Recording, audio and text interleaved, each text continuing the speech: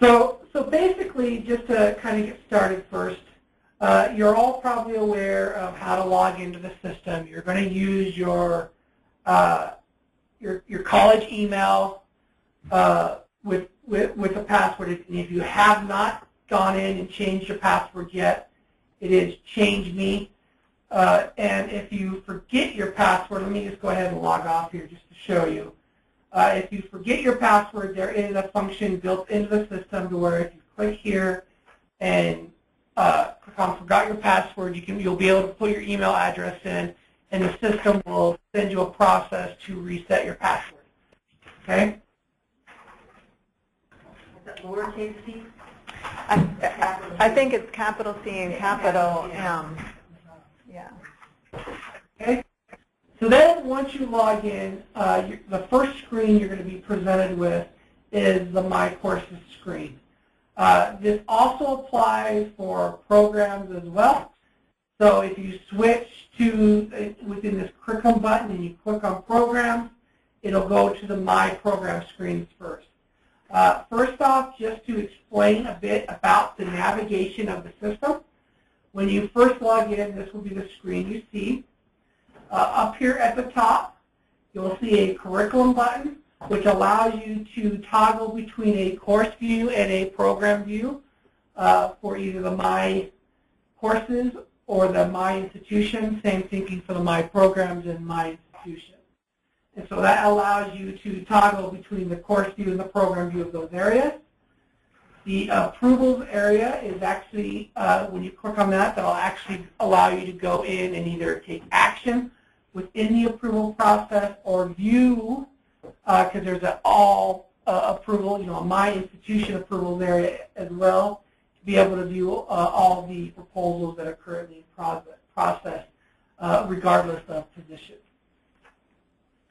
The Create Proposal area is where you'll go in and create any proposal, whether it's a course or a program, whether it's new, modified, deactivated. That is your primary point of entry for starting a proposal process for courses and programs. The Gear button right here, where you see this gear, this is actually where you'll be able to go in and, change some aspects of your profile, like, administering things like your username, password, that kind of thing. For those of you that are super admins, you'll also see the Administer Site area. And if you're not a super admin, you will not see that. And then, of course, where you can go in and log off. Down here under the Courses area, the My Courses area is exactly what it sounds like. When somebody goes in and creates a proposal that is a course, it will show up here whether it's a new course, a course modification, deactivation, so on and so forth. You have the ability to order the My Courses area by subject, course number, title, status, and the created on. Under the Reports area, this is where you're going to access all the different reporting aspects that come along with the course process. Keep in mind that the comparison report only appears for modification processes. And the modification processes are exactly like what it sounds. It could be a course modification or a deactivation or inactivation. The impact comes into play for when you want to see it, when you're doing a course modification specifically. The impact report will also show, so it will tell you, exactly what's going to be impacted, whether it's a course requisite or the listing of programs. And keep in mind, I'm going to go in and show you some aspects of those outlines here in just a moment. And then, of course, an all fields report, which is basically almost like a data dump in a report format of everything that makes up your course, because as you're aware, the course outline has specific information to display for presentation purposes, and the all fields report includes all the backup information like the codes and things like that as well. I can switch to a My Institution view And again, I can then define those search criteria by selecting which departments, I mean subjects that you would like to search on. Keep in mind that it does not have to be a subject within your origination function area when you're doing the My Institution view. It's sort of like an institutional-wide search. You can keep it as all, and it'll search across all subjects. You also have the ability to define the specific statuses to be able to view according to a status. And before I move off of statuses, I do want to explain a bit about them. The active status is exactly what it sounds like. That means that course record is active. Approved means that it's gone through the workflow. It's been approved for a later implementation, so it will not go active until a certain date. Canceled is when somebody has gone in and created a proposal and then changed their mind and delete their draft. It'll go into a canceled state. The draft mode, again, is exactly what it sounds like. That means it's created, it's open for edit, it has not been submitted to the workflow. Historical, that's your archived record. So like, let's say somebody goes in and creates a course modification. When that modification gets activated, the old active version goes to historical, therefore creating your curriculum history. And so that's what that status is for. In review, again, that's exactly what it sounds like. That means that course has been pushed into the workflow process. Rejected means that through the workflow process, somebody's taken a denied or rejected action, and so it's in a rejected state. And so somebody would have to go back in and resubmit it if need be. And then tabled is typically for those committee type steps. So let's say your curriculum chair will table it till the next curriculum committee meeting. And so that's exactly what that status is used for.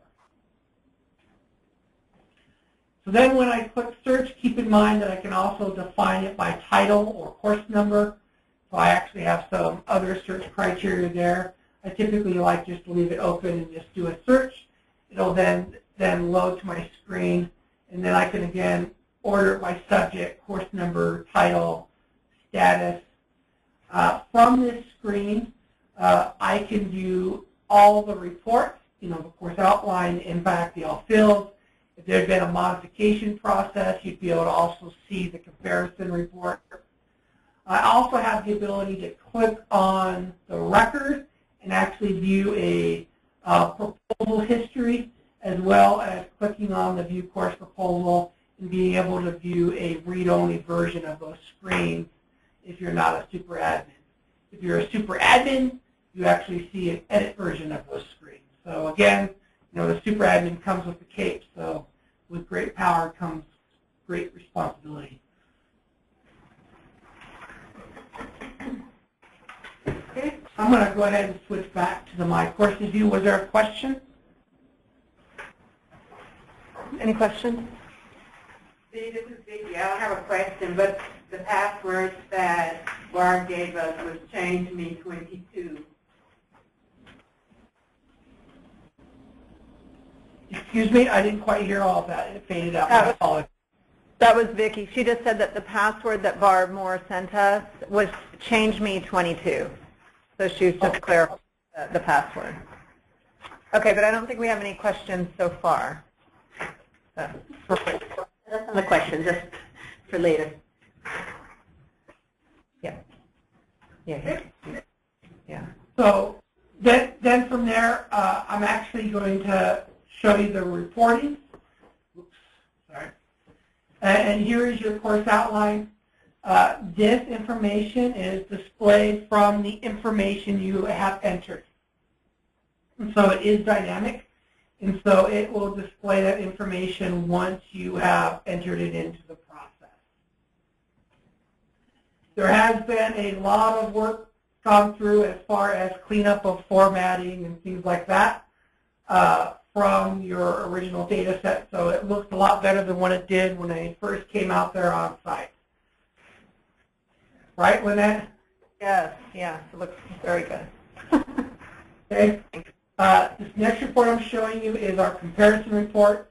Again, this shows you what's changed or has had additions from the active version compared to the proposed modification.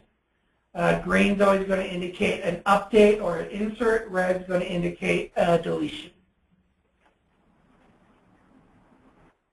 The next report is your proposal impact, and again, that's going to show you all the if the course you're looking at modifying is a requisite, either a prerequisite, or advisory.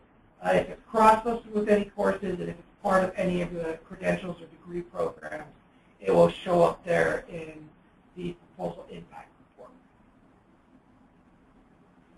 Okay. Now, to start a proposal, I'm always going to go to create proposal, and the screen will show you the information you need to enter according to the proposal type automatically. So when I choose new course, and I click next step, it's going to show me the information I have to enter in for a new course. Again, this is going to be... Steve, we have a question. I'm sorry. Okay, so for the create proposal, you have to be under my institution? Or my... No. You can be under my institution, you can be under my courses, you can be under my programs, you can be under my institutions for programs. You could be in the workflow approval area, and you're always going to see this create proposal area. Thank you. Great. It's a static navigation button that's available from anywhere, basically. Okay, we're good. Thank you. Oh wait, I'm sorry. What's the address for it? We'll send it out to you guys. Okay. Okay. Okay. Yeah, they give us a new URL, so we'll Okay. send that out. So, okay, sorry. Okay. So then from there, keep in mind that the subject is driven by your origination function.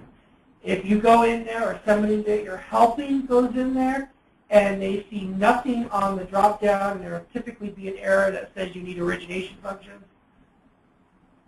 It has to be present in order to create a proposal. There's no workaround for that. A user has to have an origination function to create a course, unless, of course, you're a super admin.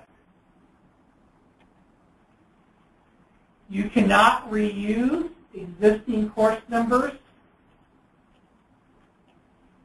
So if there's a course number in the system that is historical, in draft mode, in review mode, or new, or approved, it will not allow me to use that course number in my proposal. It will give me an error that says you cannot do that. Okay? Now, up to this point, until I click Create Proposal, I can change my mind and go back to step 1, change my proposal type, let's say, to Modify Course, and then I get a different set of information. Okay? Up until the point that I click on the Create Proposal, I can change the proposal type. Once I click Create Proposal, that proposal type then is unchangeable through the process. Okay? Not even an admin can go in and change a proposal type because the proposal types are specific to the forms.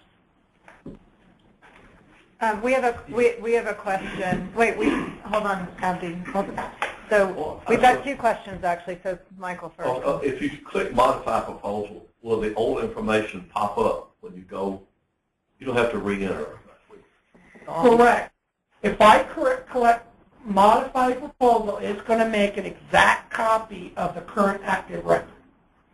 So then you'll only have to go in and make changes to the areas you desire.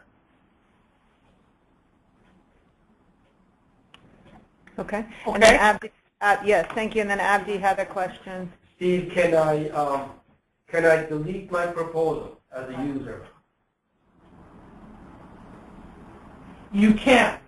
So once you have created your proposal, you'll see here that you can delete the draft. Now, you will not be able to delete the draft once you have put it into the review process.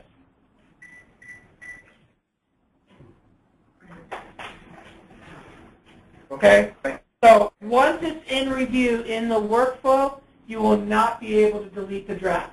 Or if you have used, if that course is still in draft mode and you have associated as a prerequisite to another course, or if you put it with the program, you will not be able to delete that draft. Because the system has certain database rule bases, so it's not going to leave orphan records. Who has the privilege to stop or delete? Once you put something into the review process, right, Right. a super admin can remove it from the workflow only. You as a user cannot, members of the workflow positions cannot, it's a super admin process. All right. Okay? It's a super admin. Now, as far as Vicki, as part of a requisite or a part of a program, up until the point that that proposal that you've added that course to, as long as it's in a draft mode, you can go in and remove those courses from that record as long as it's in draft mode.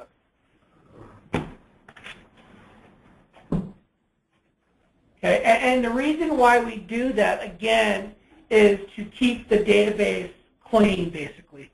So you don't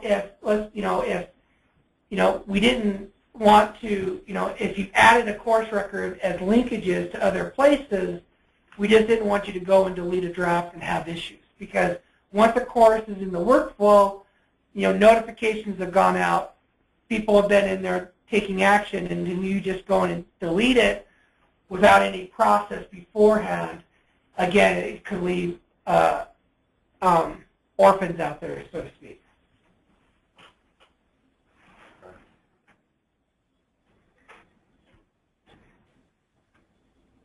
Okay? Did that answer your question? Does that answer the question? Yes, yes. Thank you, Steve.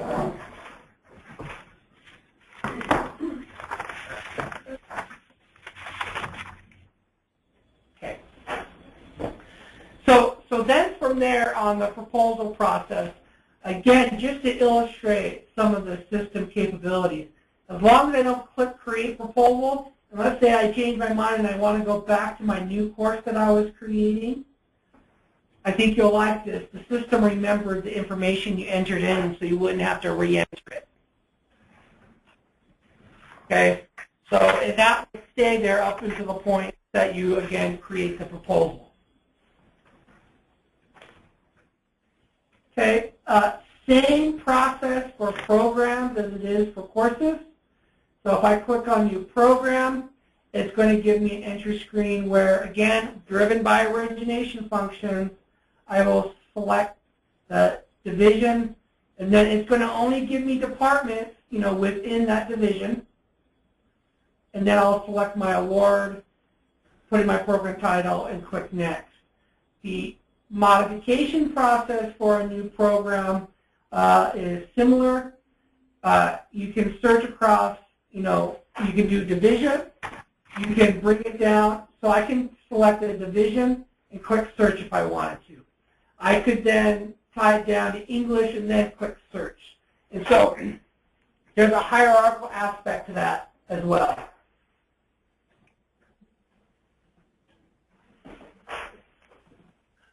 Okay? Any questions on the Create Proposal process? Yeah.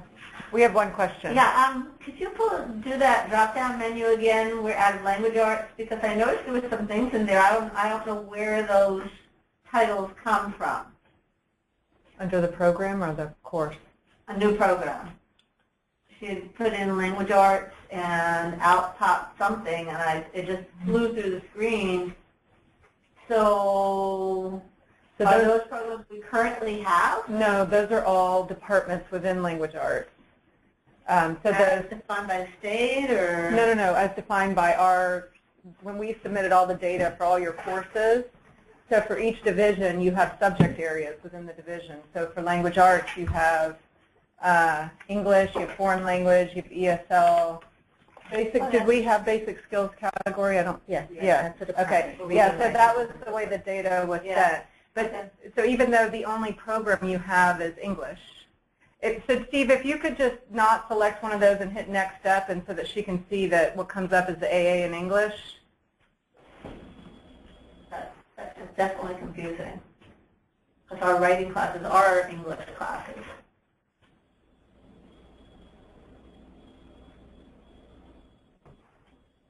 Oh, this is a new, oh, you're a new program, that's why.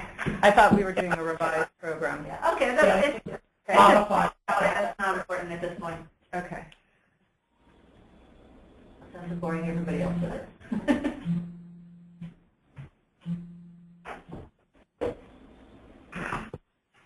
Yeah, so you see when he selected next, it came up with English, AA, and then there's the translation interpretation. Those are the only two existing programs we have under language arts. Gotcha.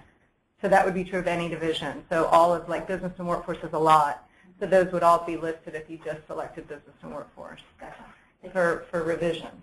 That makes sense. Okay. All right, we're good, Steve. Thank you. Okay, one other thing as well, the deactivate course and deactivate program work like a revision process, a modified process, okay? The system will still make the copy, all that jazz. You still have a search process, okay? So I just wanted you to be aware of that aspect. And then, I'm sorry, Steve, I just want to interject that we are working with the developers just on our call this week to try to do a shortcut for deactivations so that you wouldn't have to go through the full screen, that if you're deactivating a course, it'll just ask you sort of a set group of questions. So they're going to get back to us on that. So I just want to mention it so that you all know that that process may look a little different moving forward. Okay? Okay. Thank you for that. Appreciate that. Okay, now I've already have a proposal in process, and basically what I wanted to show you here is after I click on the create proposal for a course, for instance, I will get these screens to where I will then be able to go in and put, I can change my course number, I can change my title, I can change my description. And the reason why I'm mentioning that is once you click that create proposal, I want you to realize you don't want to hit the back button, okay? You always want to use the supplied navigation within the software, within the screen. So I don't want you to go in there and hit the back button.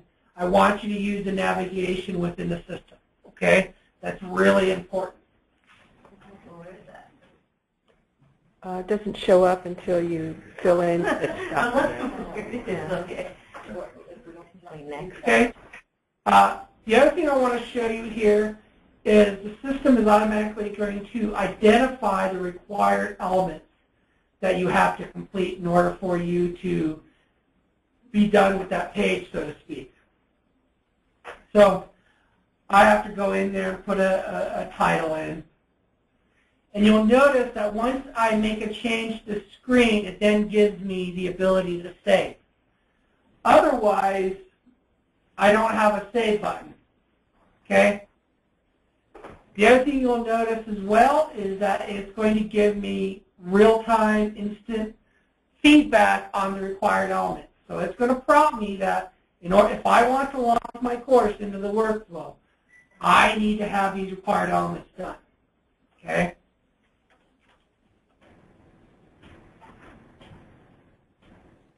And you'll see here over here on the left, these numbers are dynamic, and they'll change as I make my selection.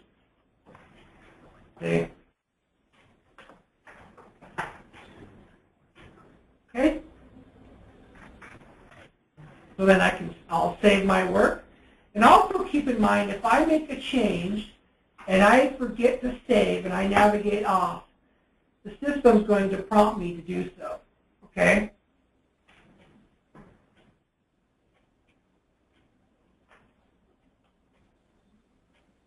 I have a question. Steve, this is Rachel. When I did like a practice run through trying to create a course at one point, some pages had a save button and some didn't, and I'm not seeing where the save button is here. Can you explain that save aspect one more time? Yes, the save button appears once you have put information or have made a change to the field. So you see I made a change, and all of a sudden the save button appears. Oh, there it is. Okay, yeah. And if I forget to save, I'll get this prompting that asks me to save or discard or cancel. This is a different version than maybe the one that you did before. Okay. And some of the things Steve? have been resolved. Thank you. We have another question from Abdi. Steve, are you auto-saving this at all as you go along? Could you repeat that, please? It broke up a little bit.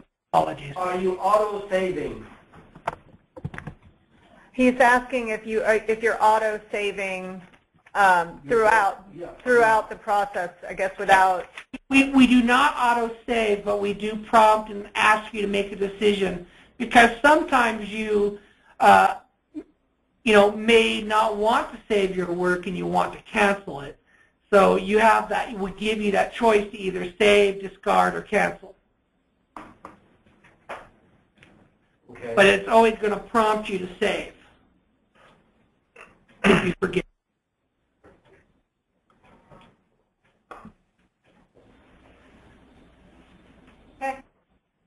Okay. There will be some aspects to your screen that if you, based on decisions you make, you'll have additional information to enter. So if I say I have variable course units, it'll then bring up the maximum set of information that I would then need to enter. So that's an example of a decision-based process. You'll also notice that the requirements change as well, because all of a sudden I have another required field when I change the aspect.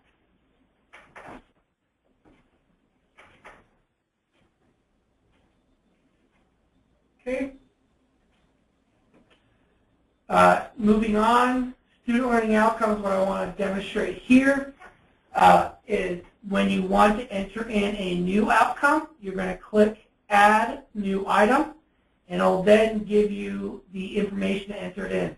The outcome text, the proposed method of assessment for the SLO, and several other questions as well, along with mapping to your ILOs. Okay? And you have to click Add New Item to create your list. Okay? You're not entering in outcomes, all the outcomes at once. Okay? I wanted to be clear on that. You're going to enter in each individual outcome as a list. Can you repeat that? Can you show us? You will enter in each individual outcome as a list. So for each outcome you're entering, you're going to click Add New Item. So you have to do it one at a time, and you have to fill each of those three fields. So the field for the SLO, the assessment method, and the mapping to the ILO. You have to do each of those three things, and then you save it, and then you have to click, yeah. So you have to do all those three things for each SLO.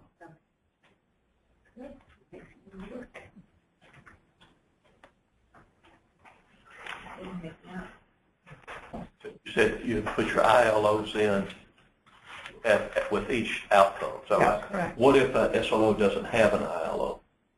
It's okay. Can And they you just wouldn't check that box. They need to have, you have your course outcomes, at least one of your outcomes needs to map to an ILO. But if you have 5, maybe there's 2 that don't, and then for those you just wouldn't do that checkbox. Okay. And for this section, the SLO section, you see that it's one required field. So what that means is you have to fill out at least one SLO, and then that field will be populated. And then, so we shouldn't get stuck if you have some that don't map to the ILOs.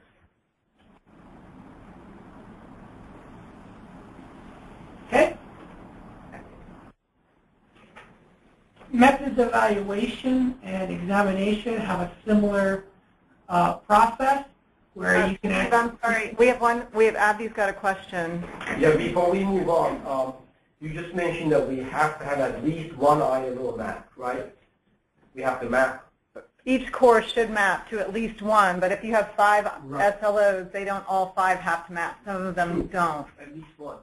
Yeah, I just created an outcome that was not mapped to an ILO. Right, what I'm saying is that, will it come out and say, hey, you never mapped anything? Will it stop you from going forward? No, it won't stop you from going forward. That's a manual thing, and if you recognize it. Right. So I am the SLO coordinator. I'm part of the approval process, so that's what I'll be looking at. So I would send them feedback to say, I'm not moving this forward until you map, you know. Okay. So it would go back to the originator to do an edit. should tell all faculty to map at least one. At least one. I mean, they need to map all of them that apply, and you can select more than one. So you might have an outcome that maps to 3 ILOs. You can totally do that. And we need to encourage people to map. But there are times, I think, especially in workforce, sometimes there are things that aren't going to map, and that's okay. Okay? All right. Thanks, Steve. Okay. Methods of evaluation work in a similar format to where you're going to add a new record for each evaluation method you want to have be part of the process.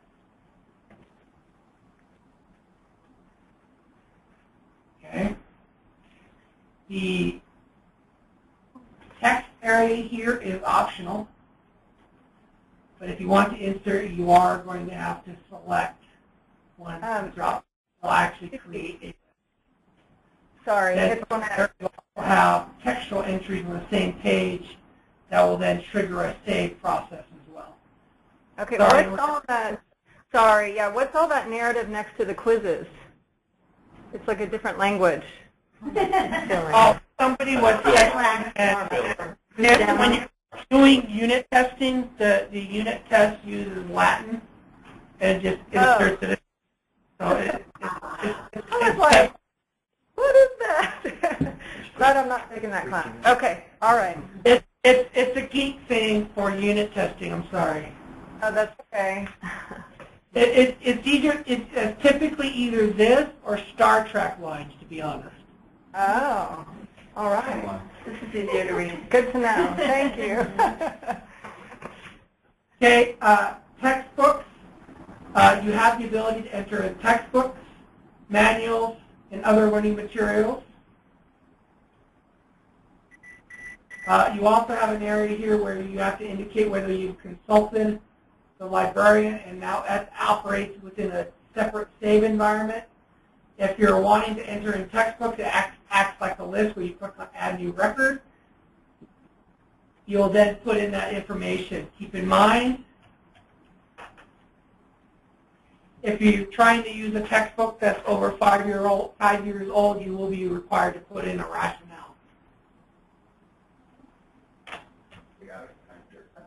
Yeah, and then, so if it's older than 5 years old, you have to put the rationale. But you can also click that it's a classic. So some of our literature classes, yeah, it's the same thing that's on the form. And then the classic, if you select that, you'll notice that once. Actually, Steve, could you put one in and say it's classic? And then you'll see. No, I just want you to see what it looks like after you've put it in. And then.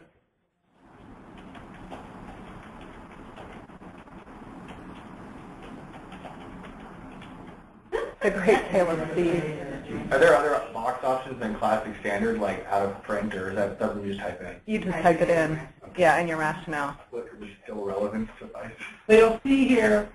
But just so then, yeah, so put insert, and then see how it says, where's the true false?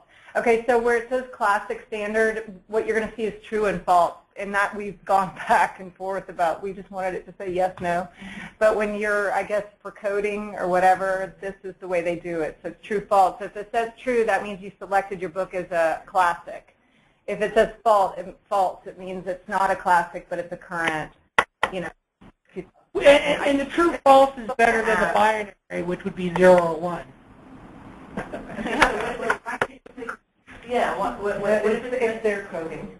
so if it's more than 5 years, you just have to choose classic? Yeah. Choose well, if that's the rationale, choose classic, and then just indicate this is. Like, some of the data is like still relevant, like I don't know. Yeah, it's the word that you use on the forms right now, Oh, so okay. it's sort of understood. Okay.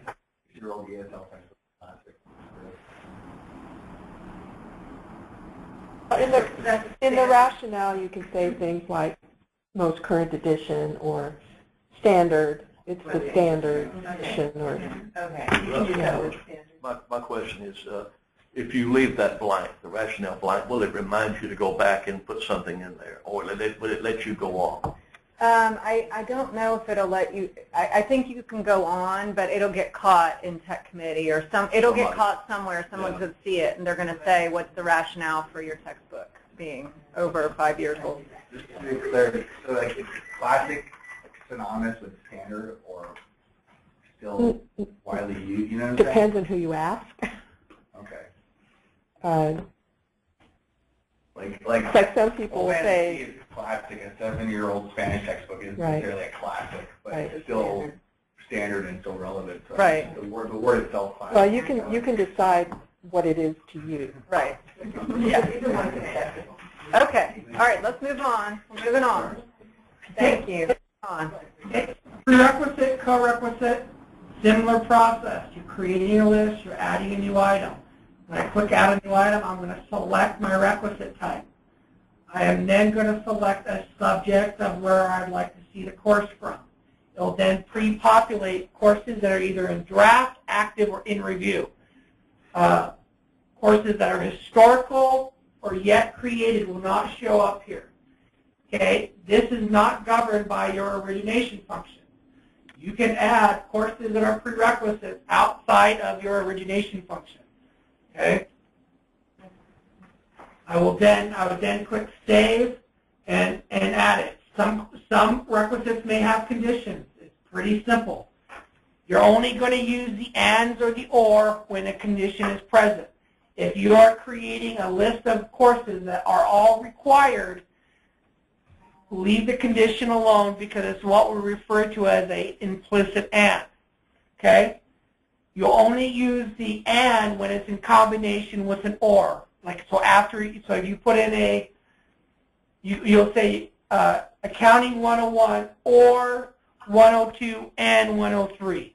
So basically what that is saying, the student would have to take either 101 or both 102 and 103. So, I just want to be clear on that. You can ask him. Math 73 is concurrent, so that's a co-requisite. Can you move the screen back up just a little bit? Previous or concurrent. A little higher. Yeah, there. Pre or co.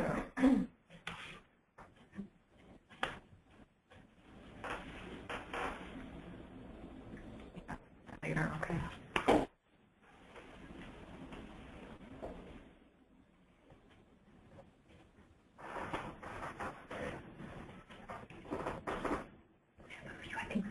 So Steve, if you're writing a new series of courses, like let's say I was going to write something that had like part 1, and part 2, part 3, part 4, you would have to draft part 1 first, so that when you wrote part 2, then your draft of part 1 would show up as the prerequisite for it.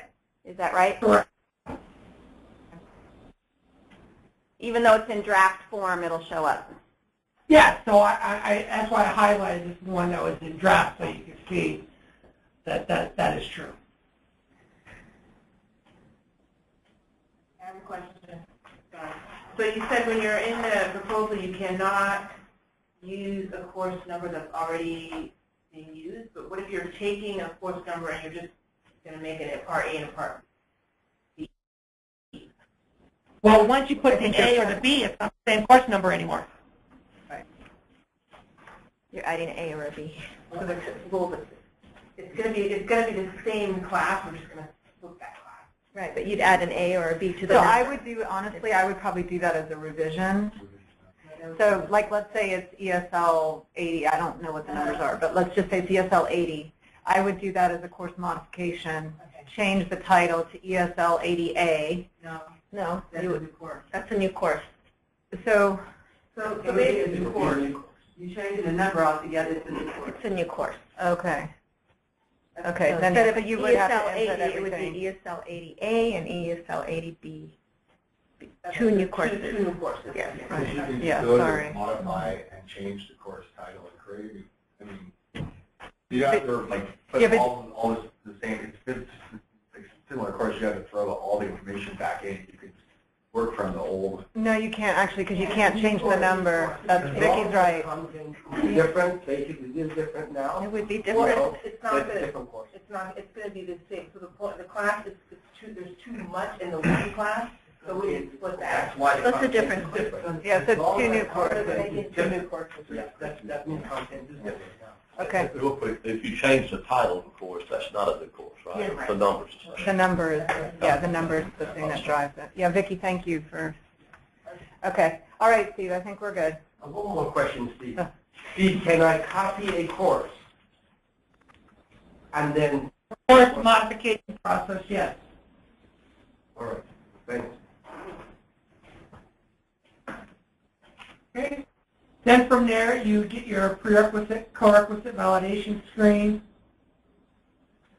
which again, you would add your validation type. This is, maybe it's a comparable, or you would put in your concepts, where you put in your validation for each of the requisites. Advisory recommended preparation deals with a lot of like your standard or frequent requisites type processes, where like your English and your math. And so that's what that is there for. And then you have, of course, your validation processes. And again, you're probably noticing that what we're capturing a lot of what you're doing, similar to what you're doing as far as like your current, Word doc process or paper process, and we're just capturing it within the web. So you're basically going through and answering each of the questions as part of this process. For things like methods of instruction, you're getting you have multiple select processes where you can select multiple, it's check boxes. You have your grade options. For the status, this is where again, you're answering those specific questions, when you reference the transfer and program status and your level, your classification codes, repeatability, a lot of those types of code processes. So, it's a matter of just going through and answering the questions.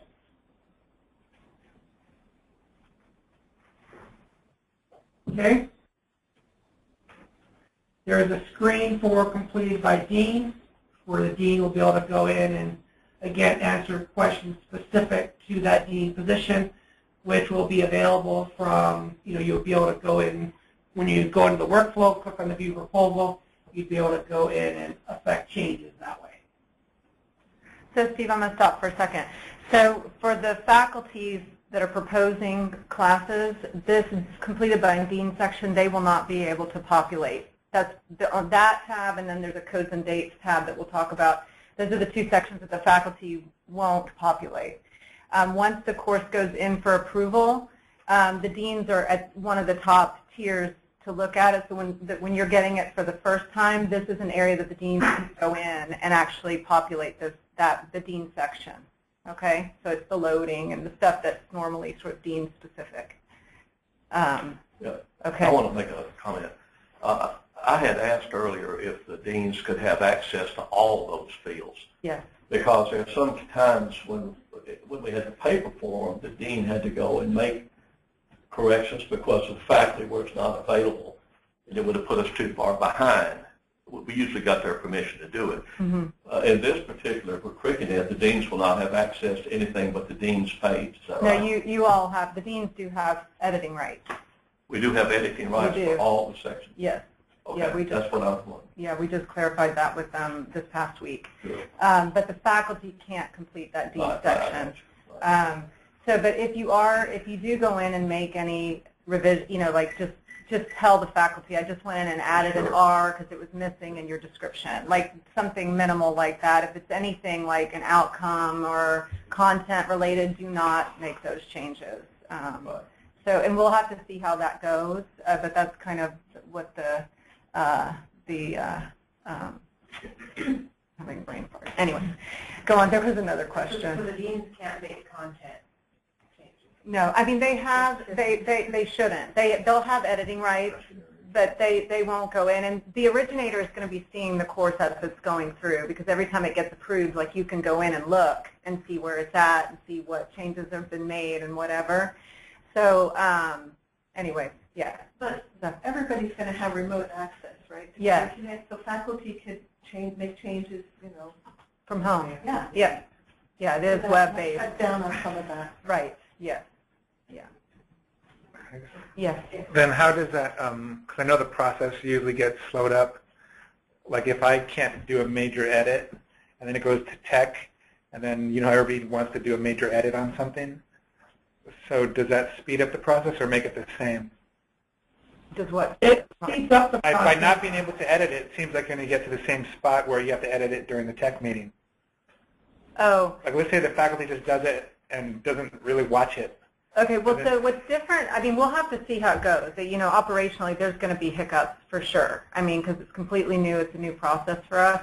But I think keep in mind what's different about this system is that, we've got, and he'll go over the approval process in a little bit, but there's there's like 9 tiers of where these courses go. But let's say I see needs a major edit. Can I send it back to the faculty Yeah. and say, I don't want to do this, it's too much, this is your Right. content? Yes. Remotely access. Yeah, and they can do it, and there's a timeline that they need to complete it by.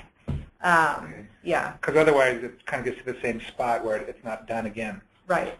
Yeah, and if we find that there's hiccups in the flow, like things are taking too long, then that's an opportunity for us to say, okay, we need to look at how we can fix that. And there's going to be some of that, and that's where we really need a lot of champions for this process, because as you all know, anytime you start something new, there's always going to be growing pains, but it's a really good step for us, and I think it's going to be a lot of progress. It's just we have to help it along. It's like our baby. We got to nurture it till it can walk and run. So anyway, so we'll kind of see, but we hope that it'll actually improve the process. So, and tech is still going to meet face-to-face, right, Vicki and Janice, initially. Well, We're still we're gonna have- still having face-to-face meetings. Right. And for the All Curriculum Committee, the statewide academic senate said you still need to meet face-to-face because of legal consideration. Okay. You still have to have a quorum. Okay. Okay. So, all right. Okay. So we'll keep going then, Steve.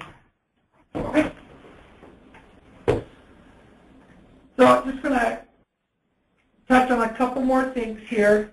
One, material fees. Again, it's already entry points that we've already discussed. You have checkboxes, you have text entry, all pretty straightforward. Nothing here that are is outside the realm, so to speak. It really is. There's a place where you ask the question, and there's a place where you answer the question. And the way that you answer those questions may be a text entry, it may be a drop-down list, it may be a checkbox. So it's pretty straightforward in that aspect of the types of ways you're going to answer questions. Next, the online supplement comes into play for if something is distance ed. And keep in mind, when you get there, nothing is showing on the screen unless you say it is distance ed. And then from there, you're going to select the delivery methods, enter your information, and go from there. So again, to interject on, this is another area we talked with the developers just on Tuesday about creating a shortcut for distance ed classes. So I think what we've settled on them trying to do is they'll create a new process for distance ed for us, so that when you select, because distance ed is one of the options at the very beginning when you're doing a revision, that if you select modify distance ed or create distance ed, the distance ed box will be, the online supplement will be with the first thing that you come to on the next screen. Because sometimes people just need to revise just that section. And so that's something that we're still working through. So again, that's another area that we'll provide an update to you once we kind of know from them what they were able to create for us. Yeah. Okay, so until then, is there any way to get to, so right now you don't have that, but if that's what all I wanted to do was the distance ed, is there any way to get to the distance ed? Right now, if you did a course modification, you'd still have to, remember those required sections, you'd still have to go in and update those required sections. There's like 4 of them. And then you could go straight to the online supplement and then activate the course or push it through approval or launch it. But what we're hoping to do is to put that online supplement first so that people could just do that for distance ed if that's what they needed to do. An online supplement, that's under modification. Yes. Yeah.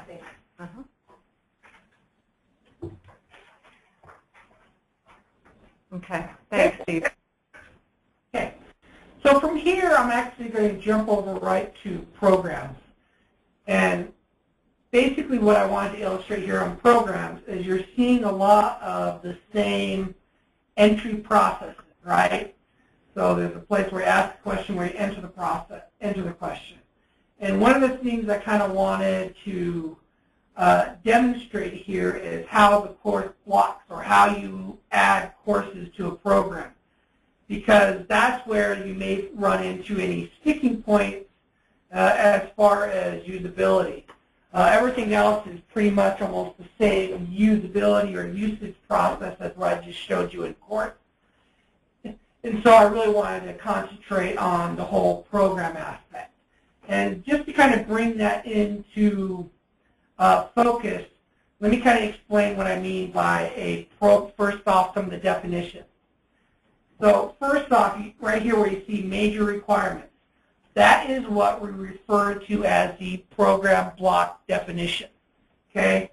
These are textual entry areas that you have complete control over what you enter. And just to illustrate that, when I go and add a new area, you see here where there's a place for a course block definition.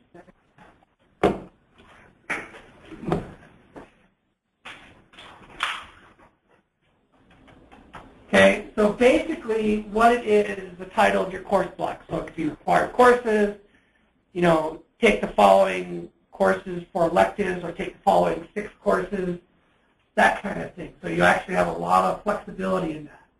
You also have the ability to say, okay, in this process where you say, take 6 courses from the following, and you have a list of like 18 courses, and you don't want it to mess up your total unit calculation, so you actually have the ability to override that and put the min and max of what that course block total unit value is. So it overrides the unit values from the course itself. Okay? Then once I have the course block definition defined, it takes me automatically to this course area where I can then go in and add my courses. And again, it's like a list. I click on Add New Item. It brings up here where I can select the subject, and it gives me my listing of courses. Same rule as requisites. The course can be draft, in review, or active. It cannot be historical or yet created. Okay? So in order for you to add a course to a program, it has to be at a very minimum in draft mode. Steve, can I just interject real quick? So think of the course block as the major sheet. So, when you look at your major sheets for your degrees, it'll say like major courses, and that will have courses in the major that you have to have certain units for that degree, and then it'll have general ed, and then it'll say you have to take 6 units out of science or electives, so think about it as your major sheet, and that's what this is building. So what the course block is, what's that title? Is that a major course? Is it a general ed? That's what course block means. Then within that title, what courses are there and what are the units? Okay. So to make this thing more understandable, why don't you just call course block Major requirement. major course. I mean, why use a term like course block that would confuse people? It's the program. Yeah, yeah. So when you go in and look at a program that's already input, it makes more sense because you'll see our language. Like you'll see in an accounting degree, you'll see major courses where it says where his says in the black program courses, yeah, major requirements. Well, okay, that's fine. Yeah, that's just their lingo. They call it a course block definition, and we've struggled with it, I know, because it's confusing. I found a lot of programs use jargon. Mm-hmm. That's the new terms that the faculty or deans don't know about, and it creates more confusion. I would just suggest in future revision, just use terms we're all familiar, because course block is not something we use. Right. Yeah. Yeah, no, I hear what you're saying. I know. It's this, and we've talked to Steve ad nauseum about this, and he can attest that all of us, we're like, what? We're so confused. What does that mean? How do we do it? So that's why I say if you just think about it as your major sheet, like look at your major sheet, and then the course block definition is what is the title of those courses, right? Well, that's the reason why I will be developing a user manual with these screens and explanation. Yeah. Yeah, because on that aspect, as Barb sent you updated user guides that you can use to start as a template? Yeah, she sent us the user guide and the admin guide, but we don't have one for programs. Okay. I gotta check with her on that then. Yeah, so if we could get one for programs, because Janice wanted to refine a little bit, knowing sort of the culture here with the user guide. So it'd be nice if we had a template for the program guide as well that we could modify. Okay. I will check on that. Okay, thanks.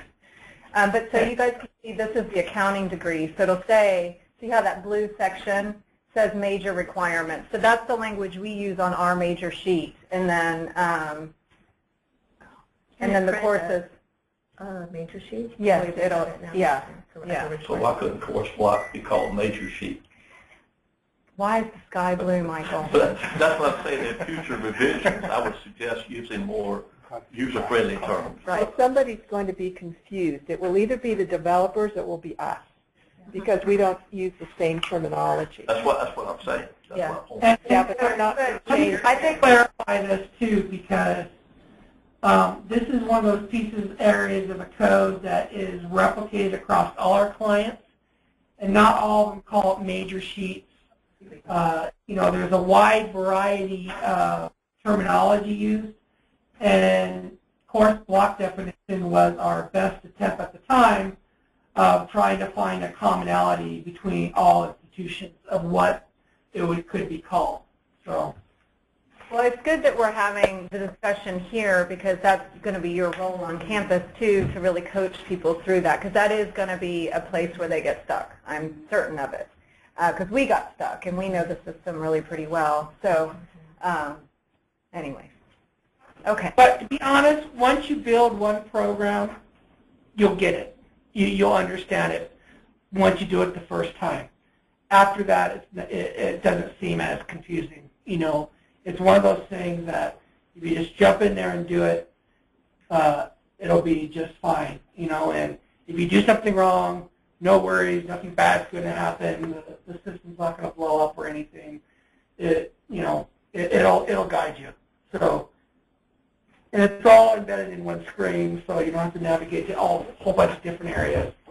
And after you create the block definition, it's automatically going to take you to the course edition screen. And so it does it step by step from the start. Okay. So from here, I actually wanted to move to approvals. Now, one thing I wanted to illustrate here, and I don't have anything in my queue because I don't have any approval positions, but when you have an action to take in the system, you will get an email notification. You'll only get one notification in the evening. So the maximum number of emails you'll ever get from CurriculumNet Meta is one. So we're not going to be spamming your inbox. All of the proposals that you have to review will be embedded in that one email. And it'll also show when you log in, it'll show a number right here, like a 3 or a 4 or a 5. And that's indicative of how many proposals that are currently waiting for you to take action. Okay? So there'll be visual cues that you have approvals to take.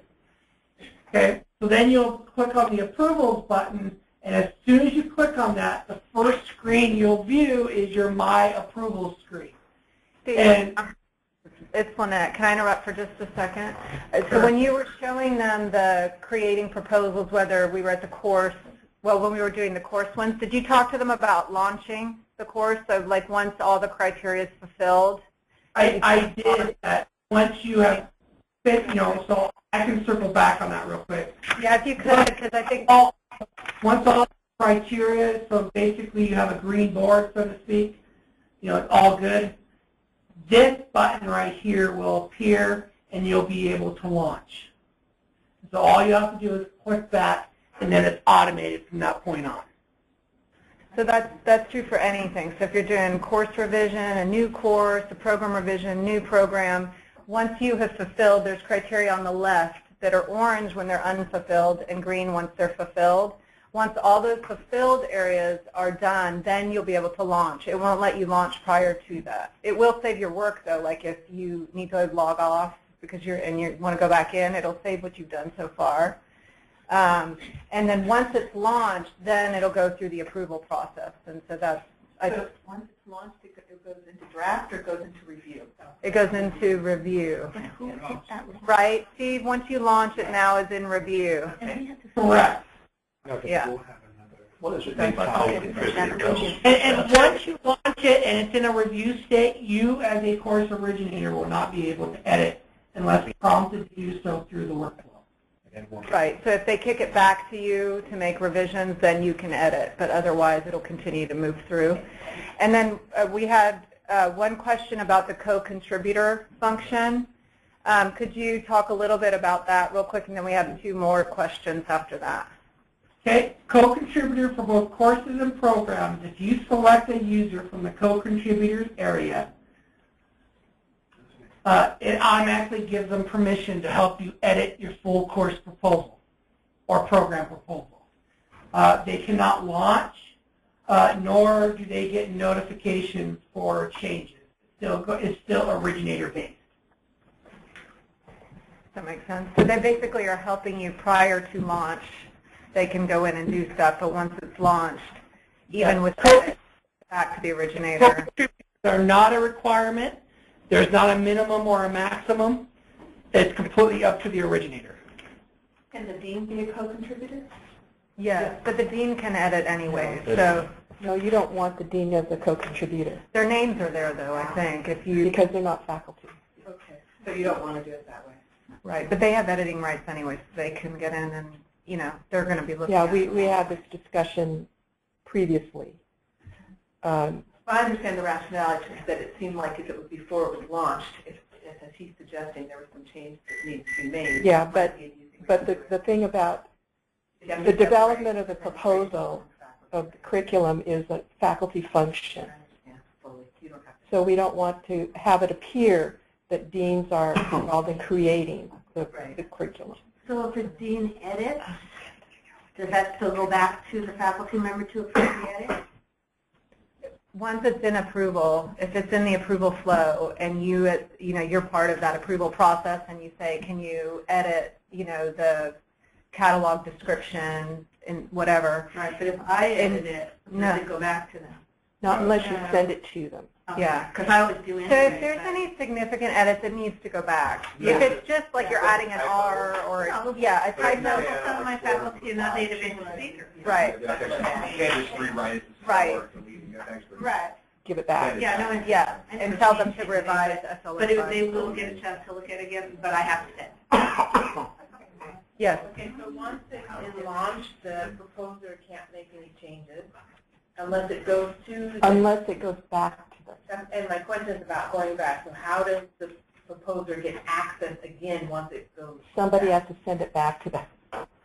So within Somebody in the approval queue has to send it back to the proposer. Okay, so once you send it back, that means it opens it back up to the originator, because somebody's requested changes. So you'll have to take an action as the originator, or the course won't go anywhere. So I'm the SLO coordinator. So let's say your course is going through the approval. I'm on the second tier, and I'm a required approver. So if I go in and say, okay, SLO3 is not measurable, so I'm going to send you a message, and I'm going to request a change. It's going to get, you're going to get an email, and you're going to see my message that you need to change SLO3, and you'll actually log into the system, make that change, and and then I guess when Steve goes over the approval process, maybe it'll make more sense. But yeah, you'll get notified that you need to go in and make this change. So I got that, but I'm just saying, what now gives me the access? By giving me the notification, does that open the access? Yes, to edit again. But you can go in and look at it anytime. Once it's launched, you won't be able to edit it until it gets kicked back to you as the originator.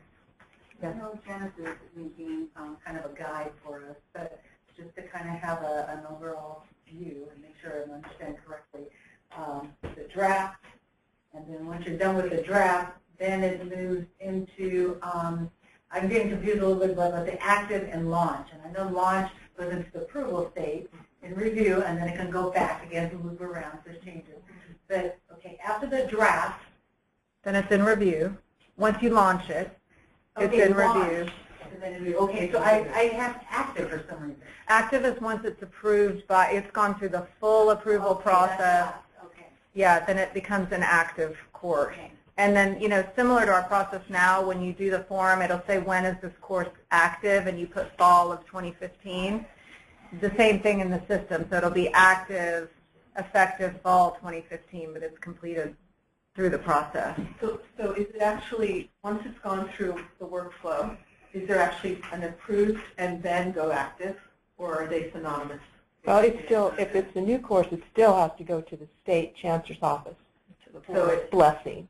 So that's the But approval? if it's a revision, then once it makes it through all of our steps, then it becomes active as the revised course.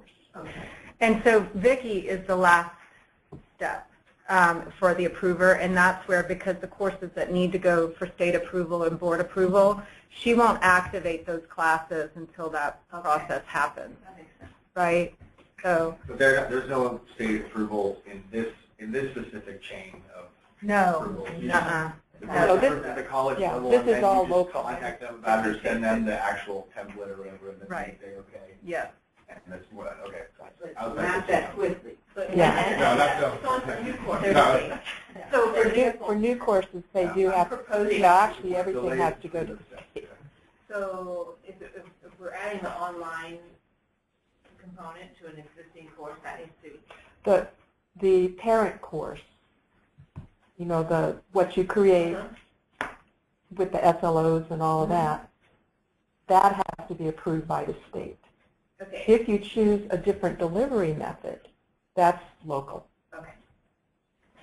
So I just wanted to clarify. So I propose a new course, and it goes through the whole process, and it gets approved.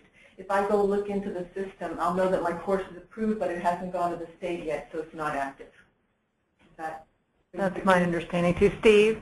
Gone through the whole workflow, It'll be at an approved state. and when it goes to state, It'll okay. be the approved status. Right. If it goes from review to approved, you know it's been approved here. Correct. Once it's active, you know it's been approved. Right. Okay, good. Okay. I just want to verify something. There are some modifications that need to be approved by the state when you're changing your top code, stamp code, and different things like that, your title. So it's not just new courses that go up to the state. Right, I understand. But if we look something up, we would know that it's approved by the college level, but not Generally, state. so everybody knows it's not just new courses that's going up to the state. Okay. Good. What happens with the division curriculum committee? Is that one of the steps on here? Yeah, And so if so, how will they access all of this?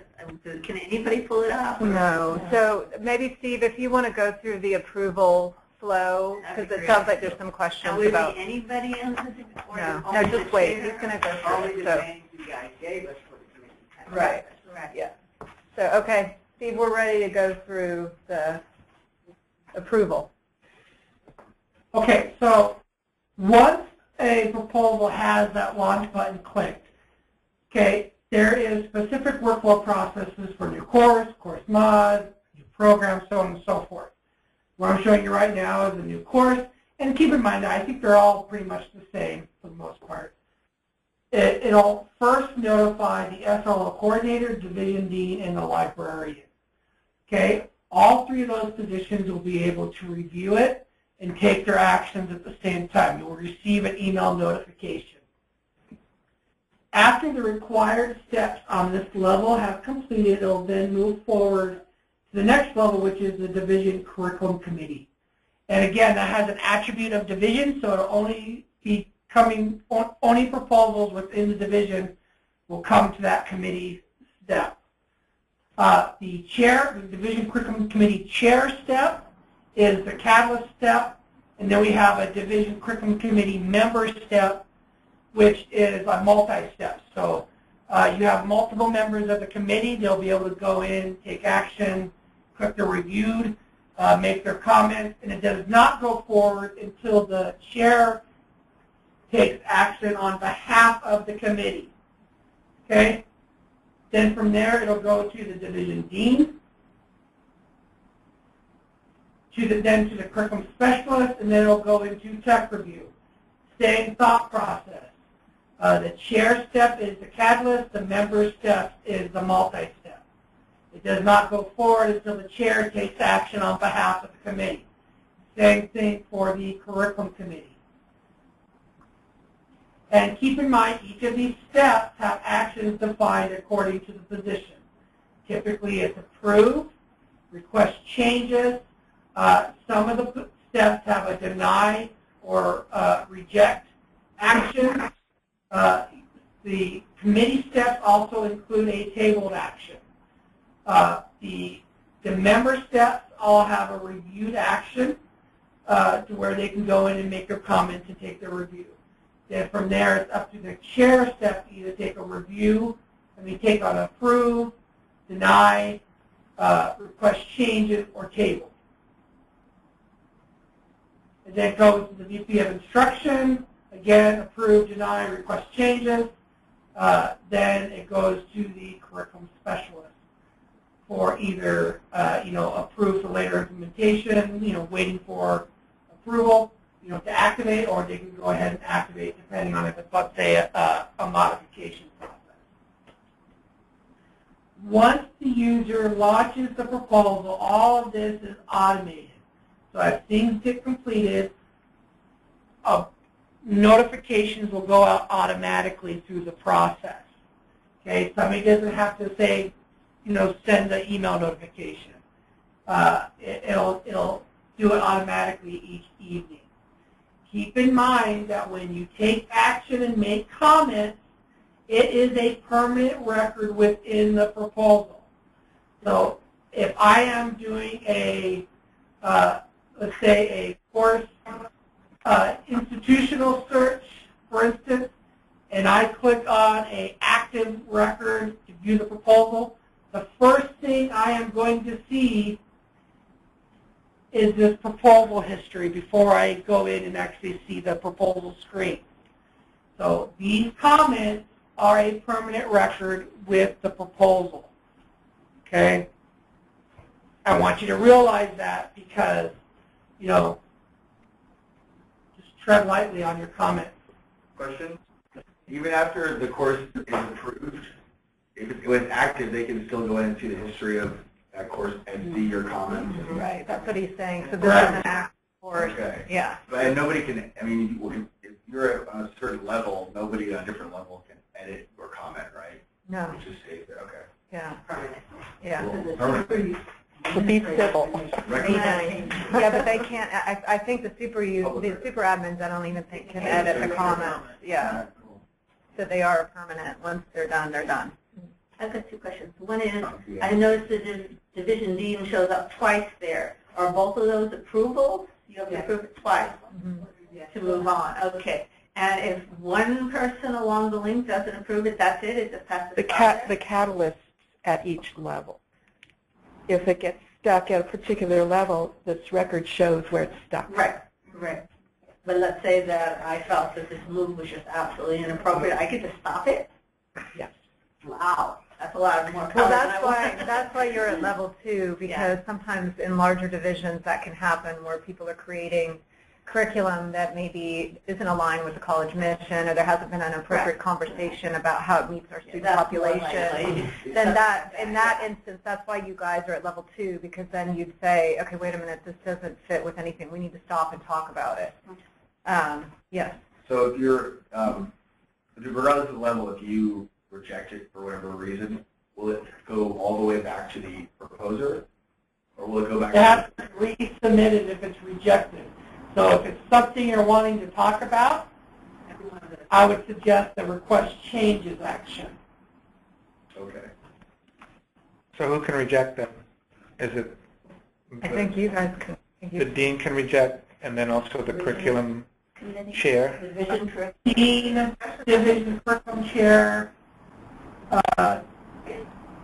super user, subcommittee chair, vice president of instruction. Super admin. Yeah. Super admin. After you get it second, and then you give it to him, and it comes back to you. Like you use codes. The word reject, I guess we are having a problem with the word reject. It is not reject, actually. You're asking for more info. That's what Reject is. Not everybody has access to that button. Right. So Steve, Yes? reject, does reject basically remove the proposal altogether? Yes, yeah. It doesn't remove the proposal.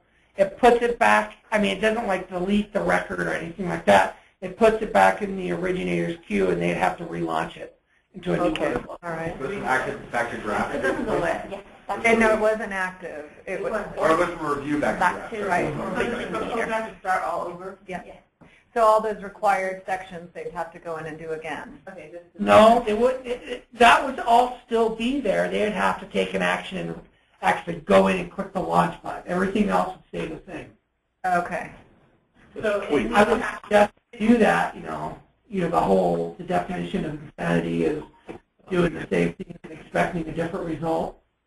Yeah, I guess the negative side of a rejection far along in the process is that you then are starting it completely over after all these other people have already approved it. Whereas if you request changes, like let's say at the curriculum level, because that's pretty far down, it would just go back to the originator, and if they corrected it, the curriculum committee would look at it again and then make a decision, versus if the committee says they reject it altogether, then all those tiers before, once the person relaunches the course, it's going to have to go through the entire process again. So that's the difference between. That's something we use lightly. Right.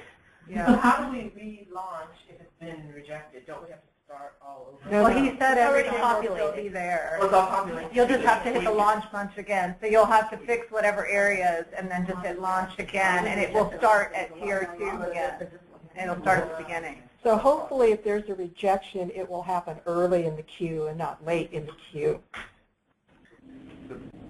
Next question? Sure. So theoretically, if I'm my dean's, well, this is directly, it's actually, so Mark's at level 2 and I'm at level 3. If I see something that doesn't look right, but I mean, should I contact him first before? I shouldn't just reject it and send it all the way back. If it's just something I'm like, I'm not sure, this doesn't look right. Am I allowed to contact him and ask what he's obviously okay with it, so it just seems like kind of. I think in that case you would probably just request changes, and send it to the originator to request changes, and then just let the dean know, hey, I looked at this class, and because the division curriculum person is there for a reason, because they're reviewing all the division curriculum.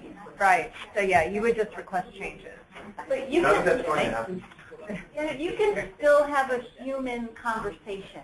Like if you want to just ask your dean one-on-one and just discuss Right, it. okay. I mean, you can still have Very good point. Collusion, conflict of interest, and everything going on. I guess I should have mentioned that at the beginning. CurriculNet is just the tool. It helps to facilitate the process, but ultimately there's still that human interaction that is required. The most important thing for CurriculNet to function is the interface between the keyboard and the chair. So, yeah. I know this is a touchy subject, but what about the district courses? How's that going to work with city? Let's discuss that offline. Yeah. We've had lots of conversations. Okay, Lynette, that's pretty much covered everything. Is there anything else you wanted me to touch upon?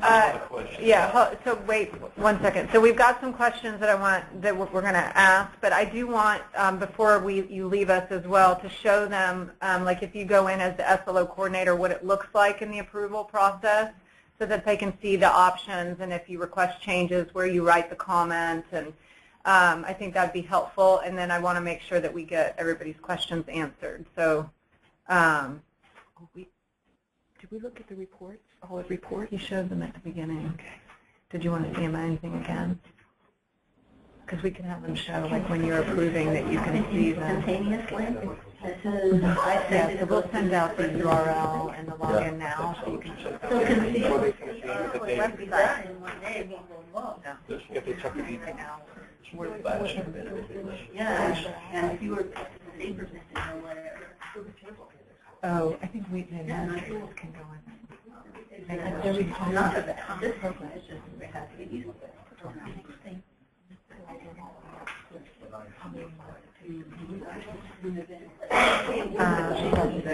No, they would, you know, and it would have all of it's not on the place. There you go. Yeah. Before, I didn't want to.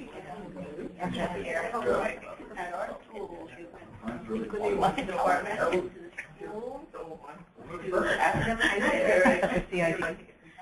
And then we could Just email me the issue and we'll figure out how to address it.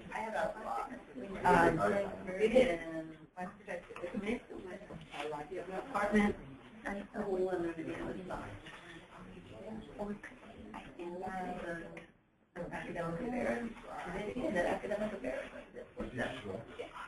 Okay, so I went and gave myself some approval positions just so you can see what that looks like. And so when I go in and I log in, I receive my email notification. First off, as I previously mentioned, you'll see here that I have a certain number of proposals that are waiting for me to take action. So I have a visual cue here that says I have 11 processes to go in and review. Okay? Then from there, I have a listing of all of the proposals that are currently at my level and the positions. So if I have multiple positions, you'll see here that it lists them automatically. Okay? Then from there, I have access to all of the reports accordingly. So I can go in and, again, view all the reports from this screen. Now, when I go in to take action, I again, let me make this a little bit bigger for you, have access to all of the reports. I also have the ability to go in and view the actual course proposal screens as well, besides that. Then from there, according to my position, the actions are going to be presented to me, and then I can go put in my comments and then commit my action and my comments. And it'll then move out of my queue. Okay. So you can approve and leave a comment still. Yeah, you can say, great job. Comments are optional, actions are required. Looking at blah, blah, blah, but it's, yeah. Will we get a notice that we have an approval waiting? Yeah, you get an email. That's the email. That you get from That's them. automatic. Yeah. We get an email each time there's a course that comes to our level. We get an email for each one, right? They'll say there's a course here. Will it? No, Steve, how often do you get the email You notification? get one email notification a day. It'll typically come in the evening, and all the messages will be embedded in that one email. Okay. And then one thing I just want to note, like if you, so for myself, what I would do is I would look at, when I'm in this screen, I'd look at the course proposal, and I'm particularly going to look at the SLO section. That's what I'm going to be approving. I'm not going to look at anything else. And then let's say I want to recommend a change to SLO number 3. I can't I can't make a direct change on the proposal itself, so what I would have to do is in the comments, I'd say for SLO number 3, I am not clear how you would, I don't think it's clearly accessible. Could you please go in and modify it so it's more of an action or whatever? Or consider modifying it this way, and then they'll go in, and when I select request changes, then that originator gets notified to go in and make that change. Or they may come back to me and say, hey, I can measure that, and this is how, in which case then I could go back in and say, okay, approved. Right, yeah, we can have a human conversation, yeah. So. But if you don't want all that back and forth documented forever, wouldn't you just email them? Or pick up the phone. Let's say there's back and forth, like, I don't think so, yeah, right, whatever. But keep in mind, Mark, like, and for the deans too, like, my queue is going to be crazy because, and I'm going to have a lot because I'm at. But you want to stay centralized, so I also, I mean, you got to be kind to yourself too, because if I have 25 courses that I'm reviewing, that's 25 phone calls I potentially would have to make, and so you kind of have to gauge it that way too. Do you currently do this, Lynette, or is this a new? No, so I sit with tech committee usually, and I do it that way. Right now we do a separate paper process, but now it will all be in the system. So. What happens with, I've seen it come up a few times, these emergency situations, like our ADT needed something yesterday. Is there a way to, I mean, I don't want to bypass the process, but sometimes we have to make one quick change. We made it, and it went in, got approved by the next day, and we had an ADT. How does that work with that? Super admin has the ability to administratively move proposals forward or backwards. It's strictly a super admin function, and so it's going to have to be like a judgment call in that aspect. Just as long as there is a way. I don't want to use it most of the time, but that ADT stuff was on us and on us and on us. It was like you had to have it yesterday. Mm-hmm. Okay, so I think there were some more questions before we let Steve go. I want to make sure everybody's questions get answered. So, Michael, do you have I had one about that division curriculum committee. When we meet, that's going to be, I guess we'll project it on a screen and sit and look at it. And I thought you said that we had to approve it as a division curriculum committee. How do we do that? Does each person have to go in and click something? No, the chair. The chair is the one who's going to move it on. But there was a chair button and a division committee button. Right. So the chair will be the one. The chair is the required. So there's only one click necessary. Yeah, the chair, I mean, the committee's there that they can make comments, but they're not a required approver. So the chair makes the decision on behalf. And we can edit there on the spot if we need to. And also, I was going to ask this question. On those fields, we can cut and paste into those. If you have a Word document with a course description, can you just copy that and paste it, dump it into this? You can, but the formatting oftentimes gets messed up. Really? So, Steve, can you talk about, so if you're creating a new course and you want to copy and paste from a Word document into like maybe the catalog description or the content area, I guess would be a bigger issue. Yeah. Can you talk a little bit about what would be expected regarding any formatting problems or anything like that? Okay, if it is, let me bring it up. Okay, this is really important because you mentioned this. If it is a catalog description that's a straight text field and you're bringing it from a Word doc, you're going to run into issues with hidden characters. Okay? And so the best way to solve that is to put it into a text, like a, how do I put this? Rich text field? You know, honestly, I don't think there'll be an issue because as long as there's, if it's just a straight paragraph of text, there'll be no issues. How about outlines? How about an outline? It's the outlines. The formatting gets on. Now, if it's an outline like here, if you're careful with how you're bringing it over and copying it into here, you should be okay as long as it's into one of these entry fields. And so it has to be in Latin, right? You actually have to do it line by line. So if you're trying to do an outline format, what we found, the only thing we found that I think worked was to copy and paste line by line, which honestly for me, I would rather retype it. So, but the catalog description should be all right. Yeah. Spell check in there? I just did a copy and paste. You see that? Yeah, it looks yeah. It looks Oh, fine. that's fine. Well, now. But you pulled that from one of your reports, didn't you? That's true. Yeah, that's why. We've done it, and trust me. But it's So- just a matter of But this looking at- still is supposed to inherit the formatting from a Word document you want to look at. If it's a PDF, I think that's where we were running into issues. Yeah, you could certainly try it and see. And I mean, out of full disclosure, I'm not good at formatting, and I don't have patience for it. So it may just be that I just gave up too quickly. And for you, it may be a different experience. But I would just let people know that it may be an issue. And it's only with the new courses because everything else is pre-populated. So. Is the font size and the font pre-selected? Is it defaulted, or they can change it? Or do you want them to? It's I don't know. I think Pre-selected. Yeah. So. I don't want any. Okay. Are there any other questions for Steve? You guys excited? Oh, I'm sorry. Yes. Is there a spell check? Yeah, it looks like there's that ABC thing. Isn't that? And also, let me show you here too.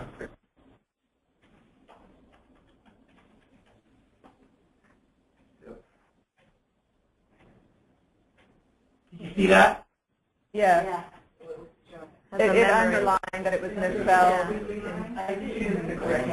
Oh, okay. Yeah. Oh, I thought the spell check was the 9 levels of people who have to read it before they do. I'm not a good speller. I won't catch anything. That isn't always good. I'll catch everything. No Oh, worries. that's good. Okay. Okay, is there any other questions for Steve? Anything else? I have one for the committee. Okay, we can do offline. Okay. Okay, well, thank you so much, Steve. Thank you, Steve. Thank you. Thank you. You're very welcome. Just so you know, Lynette, I don't know if you have Dropbox. So if you could send me a Dropbox, I'll upload that video file. It's going to be about 60 megs, so I can't email it. Okay, I'm asking Ruth if she's got, because I, you know me, I got no technology knowledge. Very little. How about FTP? That's fine too. Okay. All right. So I'm going to enlist Ruth's help with that, okay? So I'll follow up with you later, Steve. Okay, have a good one. Thank you for everything. Thank you. Thank you so much. We'll talk soon, okay? Okay, turn up. Bye. Bye, Steve. Take care. Yep.